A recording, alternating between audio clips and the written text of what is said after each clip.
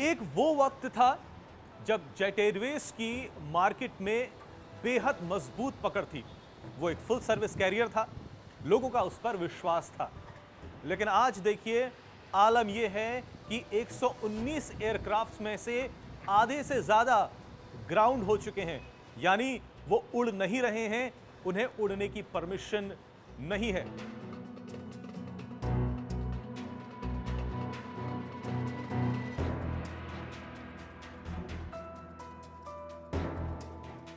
Indian civil aviation के लिए भी यह कोई अच्छी खबर नहीं है।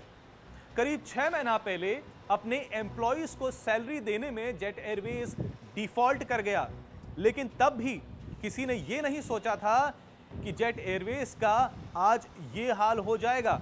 एम्प्लॉइज ने नरेश गोयल को खूब सपोर्ट करा। 3-4 महीने ऐसे ही निकले और उसके बाद नरेश गोयल ने अपने एम्प्लॉइज को आश्वस्त कराया कि 18 मार्च तक ये पूरी मुसीबत सुलझा ली जाएगी, लेकिन ऐसा नहीं हुआ। आज आलम यह है कि करीब 3 महीने की सैलरी जेट के एम्प्लॉइज को नहीं दी गई है। पायलट्स ने बगावत कर दी है। उन्होंने यह कह दिया है कि 1 अप्रैल से वो विमान नहीं उड़ाएंगे। इंजीनियर्स ने यह तक कह दिया है कि उन्हें बहुत ज्यादा मानसिक तनाव है। एविएशन एक्सपर्ट्स का कहना है कि जेट की मुसीबतें 6 महीना पहले शुरू हो गई थी, यानी अक्टूबर के महीने से असल प्रॉब्लम्स यात्रियों को भी नजर आने लगी थी। जीवीके ने मुंबई एयरपोर्ट पे जेट के कस्टमर्स को लाउंज फैसिलिटी देना रोक दिया। अब जेट एक फुल सर्विस कैरियर है, गर्मा गर्म और स्वादिष्ट खाना देता है। इसमें भी गिरावट आने लगी और लोगों को समझ आने लगा कि कहीं ना कहीं कुछ मुसीबत तो जरूर चल रही है। यानी एक ओवरऑल जो पैसेंजर एक्सपीरियंस था, जिसके लिए जेट जाना जाता था, वो कम होने लगा।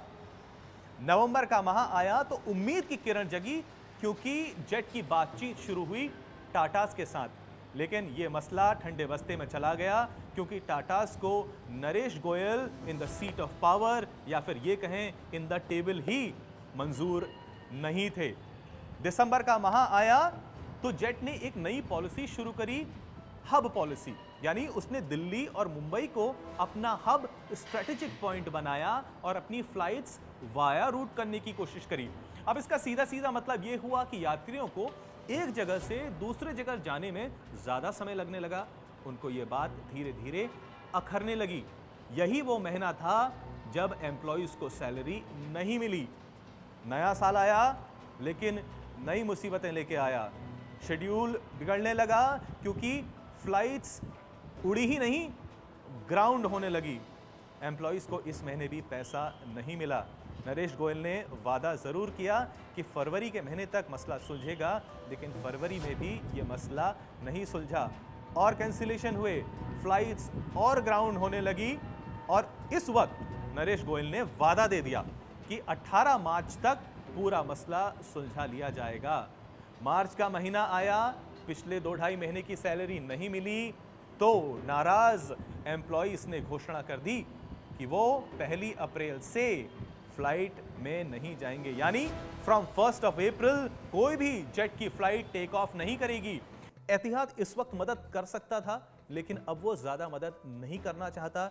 स्टेट बैंक ऑफ इंडिया से उसने कह दिया है कि अब अपने वो सारे शेयर्स बेच देना चाहता है, यानी पुल आउट करना चाहता है। ऐसे में क्या कतर एयरवेज, जिसने कुछ समय पहले इंटरेस्ट दिखाया था कि वो इंडिया में अपनी एयरलाइन शुरू करना चाहता है, क्या वो एंट्री लेगा? फिलहाल उसने ऐसे कोई भी संदेश नहीं दिए हैं। अब बात करते हैं बैंक्स की। क्या बैंक्स और पैसा डालेंगे? लगता तो बिल्कुल नहीं है। किंगफिशर का उनके पास एक बहुत बड़ा उदाहरण है। प्लस जितने भी बैंक्स हैं वो एयरलाइन को रन नहीं कर सकते हैं, उनके पास ऐसा एक्सपीरियंस नहीं है। एक वक्त तक उन्होंने पैसा डाला, लेकिन जब उन्हें लगा कि पानी अब सर से ऊपर होने लगा है, तो उन्होंने अपने हाथ पीछे खींच लिए हैं। अपने लोन को उन्होंने शेयर में कन्वर्ट कर दिया है, यानी अब एयरलाइन के वो पार्ट ओनर भी हो गए हैं। लेकिन जेट की यहां पर मुसीबतें खत्म नहीं होती हैं।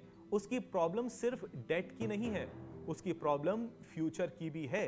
उसके पास ऑपरेशनल कॉस्ट कैसे आएंगी, हर दिन वो अपनी एयरलाइन को कैसे उड़ाएगा। अब आप सब लोगों को पता है कि बोइंग 737 मैक्स एयरक्राफ्ट ग्राउंड कर दिए गए हैं। ऐसे में जेट के पास एयरक्राफ्ट की फ्लीट और कम हो गई है, यानी उसकी मुसीबतें अब और ज्यादा बढ़ गई हैं, क्योंकि अब बोइंग 737 जो ओल्ड एज के थे उनकी ज्यादा मांग बढ़ने लगी है। जेट एयरवेज के कई ऐसे यात्री हैं जिन्हें कैंसिलेशंस के चलते भारी मुसीबतों का सामना करना पड़ रहा है। अब हालांकि जेट एयरवेज फुल रिफंड तो दे रहा है, लेकिन रिफंड आने में भी वक्त लगता है। ऐसे में जिन यात्रियों को जाना है उन्हें स्पॉट फेयर्स पे जाना पड़ रहा है, यानी यात्रियों की मुसीबत खत्म नहीं हो रही है। दूसरी तरफ नए इन्वेस्टर की तलाश जोरों से चल रही है। अब ये नया इन्वेस्टर कब मिल पाएगा, कैसे मिल पाएगा, कौन होगा, ये कहना भी इस वक्त बहुत ज़्यादा मुश्किल है। ऐसे में यात्रियों की सुरक्षा को लेकर सिविल एविएशन मिनिस्ट्री ने डीजीसीए के साथ संपर्क साधा है कि ऐसे में यात्रियों की जानें तो सुरक्षित हैं। अब ये मुसीबत कब खत्म होगी ये कह पाना बहुत मुश्किल है। सीधी सी बात है, अगर नया इन्वेस्टर मिलता है तो शायद ये हालात काबू में आ सकते हैं। तब तक जेट एयरवेज का ये सस्पेंस बना ही रहेगा। कैमरा पर्सन प्रकाश मोरदरा के साथ पंकज उपाध्याय, मुंबई आज तक।